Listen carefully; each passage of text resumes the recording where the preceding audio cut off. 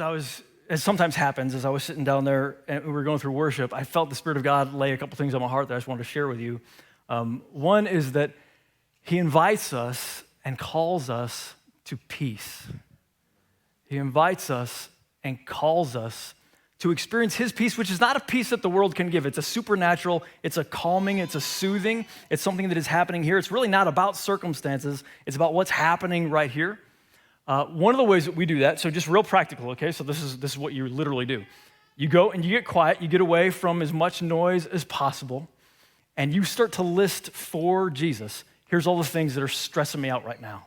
And it can be the most random thing. It can be just, somebody said something and that's bothering me, or I remember I got to pick up the whatever from the store. You just write them all down, and slowly, one by one, you give them to Him.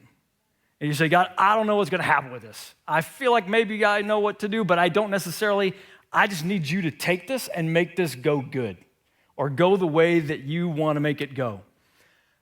Because what that does for you is it soothes your soul and reminds you there's a God on the throne who is powerful and knows what to do. And now you and him are synced. You know this is what's important to you.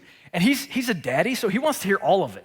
Picture like you're just crawling up on his knee and just say, well, this is bugging me, and this is bugging me. And don't fall for, well, I should be stronger than this, or I should be beyond this. No. That's not the relationship he wants with you. He doesn't want you to be strong. He wants you to be dependent. And know that you need him every single day. So that's one way. We list all of our stuff and we give it to him every single day, sometimes multiple times a day if we maybe need to. Here's another way to do it though. Sometimes the reason we don't have peace is because there's some moral failure or some sin that the Lord is trying to alert us to. And he's saying, yeah, I don't want you to be comfortable until we talk about this. This is happening, and maybe you don't know that it's sin, or maybe you do and you're trying to ignore it, and God isn't giving you peace because he's like, we need to talk about this.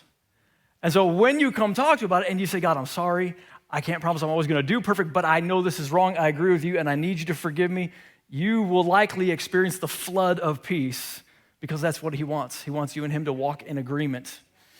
Now there's one other version, and that is when the truth is you haven't really settled your sin with him at all. Like you're just kind of doing it on your own, you're doing life, and you're even morally, you're trying to take care of your own business, like, well, I'll just be good for the bad that I did. And I would encourage you, you don't need to do that, and it's not gonna work anyway. The best thing to do is you gotta give all your sin, whether you list them out, whether you just tell him everything that you can remember. You give them to Jesus, say, Jesus, I need you to give me your report card, and you need to take mine. I need to trust you just like I was gonna trust you with all the stuff of my life, all the chores and all the tensions, I'm trusting you with my sin. And I'm pushing this over the table and saying, Jesus, this is for you now. There's nothing I can do about it. There's nothing I can do about it. All I can do is believe you that you love me and that your cross was enough for me. Your cross was enough to take this away and pay for it, so now I never have to pay for it again. And my friends, once you ask for that forgiveness, you really never, ever, ever have to pay for it. It's never gonna come due. It was already done. It already happened on the cross. And that's the ultimate peace. That's really the starting place to have true peace, because then you have permanent peace with God. And Jesus Christ is always, for the rest of forever, covering you and saying, I got him, I got her, I'm with him.